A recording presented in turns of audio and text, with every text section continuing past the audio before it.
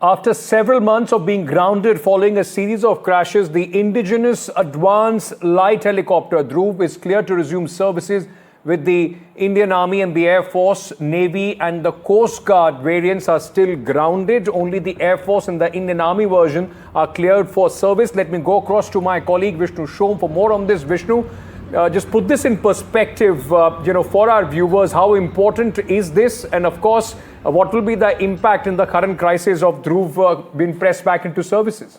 Look, the Dhruv is very much the lifeline for the Indian Armed Forces. It operates in extremely high altitudes. It operates across the desert, over the sea. It is a medium-lift helicopter which has incredibly important use from search and rescue to attack operations, a whole lot of it. Now, there have been a couple of crashes, quite far too many, in fact, in the last year or so, particularly to Coast Guard, brand new Coast Guard helicopters which have crashed. There's been a loss of life.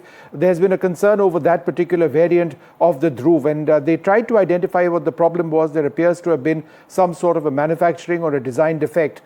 So while the Coast Guard and the Navy variants of the Dhruv helicopter remain grounded, the Army and the Air Force ones, which are somewhat different in their configuration, they land on skids as opposed to an undercarriage, as opposed to wheels. Those are operational. So in fact, what you see on your screen now are those Dhruv helicopters which are back in operation. So this is important for the armed forces, but I should suggest that it's going to take a little bit more time to get them fully up and running. It's also important because, let's face it, we face incredible tensions now with Pakistan. The Army and the Air Force certainly need the Dhruvs in action and operational whenever and wherever required.